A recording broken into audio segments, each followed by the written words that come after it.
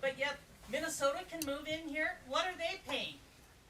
What are they going to? Somebody's getting They're just you taking. know, that's a question to be asked. Maybe they should pay part of our taxes. Maybe they should stay So out. I And would. who are they paying? I would like to say something. You know, what triggers this process is Quiet. major federal action. Has to be major federal action. Once there's major federal action, then that triggers NEPA. And so NEPA Mario requires Gonzalez with the public Owasso open tribe meetings. legal So representation. they don't have to just have one. They could have one up there on Shine River, one at Pine Ridge, one here. They don't have to just have one scoping meeting. And so then NEPA requires that you do a study on the impacts of historic properties and cultural resources. Historic properties don't have to be just Indians. There could be non-Indian historic properties too, but 50 years or more. Yeah. It qualifies as a historic property. So then once you start this process, now you should be recording this. I don't know how he's going to remember all these comments. I think other scoping meetings I've been to, they record them. Can you recap everything you did? I said, why are you saying that we want to hear from people? You don't even remember what they say. But anyway, what happens is in the NEPA process, then you bring in all these other acts under it, like AGPRA, That's what I said earlier. Ecological Resource Protection Act, Endangered Species Act, NAGPRA. All these are considered in deciding what the impacts on historic properties and cultural resources. We haven't got to that point. So we're now in the beginning of the scoping phase. Now, we're looking at split estates here. They handle the surface. BLM is going to handle the subsurface. But I can almost categorical exclusion. BLM's going to just follow them. They're just going to follow these guys. So, you know, we got to make sure that we get rid of this categorical exclusion. It's just a fast way to get out of this. And make sure they do a full environmental impact statement, I think, in this situation here. So we got to make sure that they follow procedure, not shortcut, because right now what I see is that the energy companies are behind this and they're just pushing this. They want to shortcut the process, start doing those drill wells, and you know, not do. You say we're going to do cultural resources, you don't do them under a categorical exclusion. You don't do cultural resources. You have a categorical exclusion. So, you know, I think you need to get rid of this categorical exclusion. At some point, I think you should kill this project. It's not necessary. Yes. I think you should kill this project, he says. We do have another meeting, if we do. We have it for the spring. A considerable amount of our people that live here are snowbirds right now. They're not in town right now. Correct. Okay. Mr. Rangerson? Yes. Sorry. Hi. I'm new here, so I don't know your full name and title, but I have the same concerns. Will you commit to bringing in a representative from the BLM, from F3, from the state legislature, from local government to the next meeting so that we can have people here who know they need to be prepared to answer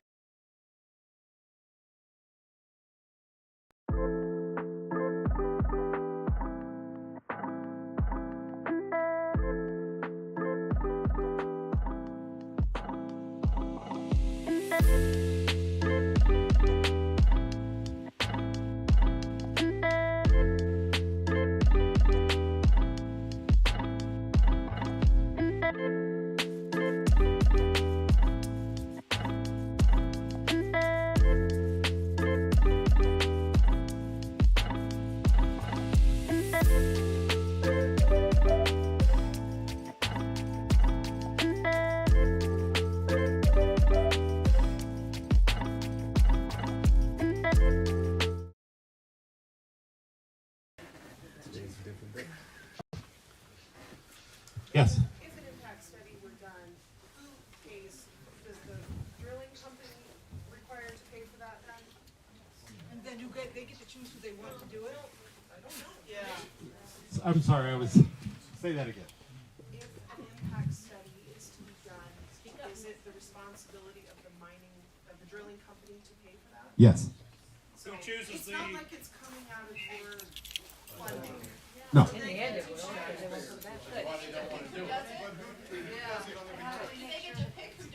Should explain tribute. We do.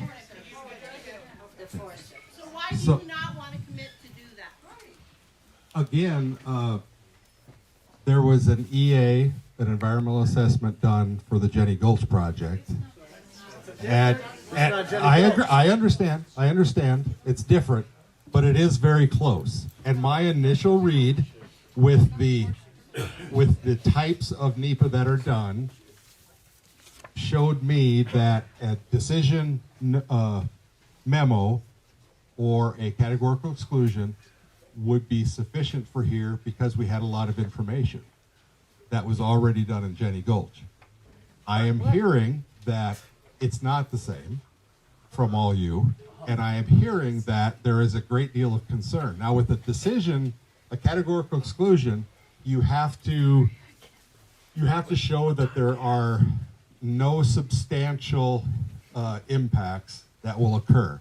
And those substantial impacts include things like public interest. All right? So, I think you already lost that deal. so It ain't funny, Rob? substantial. What makes the criteria for substantial? Yeah, what happens if they find gold? Well, I'll just tell you right now that this public meeting, to me, seems awful substantial.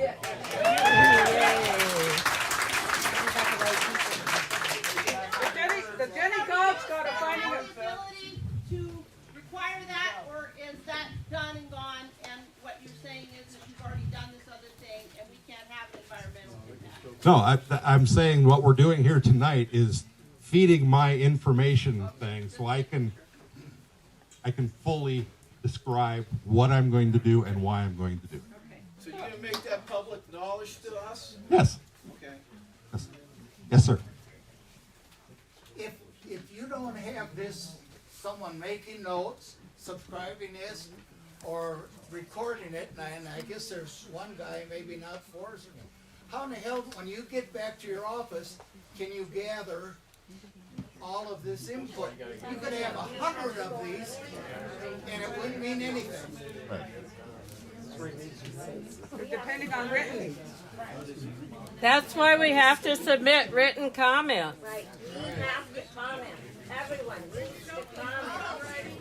If they have exploratory rights, what happens after they find gold? Now they found gold, now, I'm from Williston, North Dakota, so they found oil. Now, the whole town of Williston, North Dakota is not my old town anymore. Right. It's 50,000 people digging for black gold.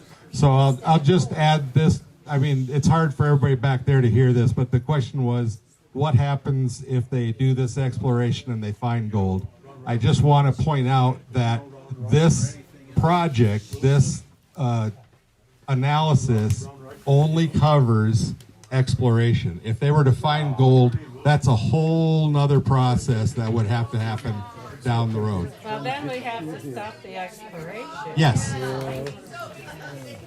have a procedural question for you, sir. Yes. So after the EIS, let's say there is one. Let's say they go and they find something. Let's say there's some damage done. From the EIS, we know what the state it was supposed to be in. But what we often see when it comes to remediation is that that area, the EIS just tells us what we're missing, and then there's no guarantee of any sort of equivalent remediation. You know, you can't get the water back, you can't undisturb something, you can't get the trees back the same way, and that takes a toll, because we talk about protecting like an animal or trees, but it all works together, and if you take it all apart, it doesn't work together anymore the same way. And so what is the guarantee that you're going to have something that's functionally equivalent for the ecosystem on the backside after there's damage? And two, who's going to pay for it when the company goes broke like they did in Lead and doesn't finish cleaning it up? So the EIS just tells us what it's going. Right. So how do we proceed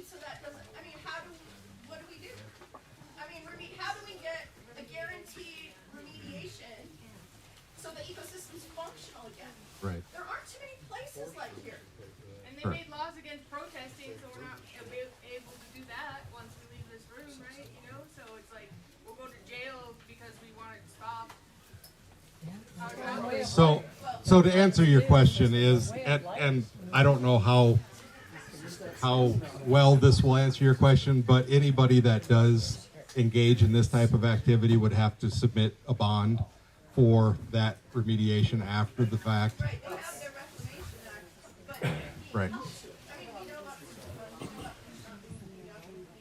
Right. but I think that's something where when we're pushing for this EIS, remember the process is still going forward, and that is something that's important, but it's really only telling us what we're going to lose, exactly what we're Correct. Yeah. No, that in and of itself is a very good comment. I'll take those. Money can't fix. Correct. Talking. I understand. Ungrind them out. Right. Yep.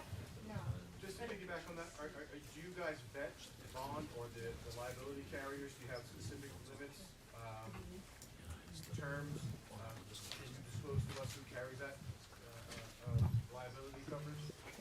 Can we contact them and say this is a bad deal because you're going to be paying out sooner or later? Bitcoin? Yeah.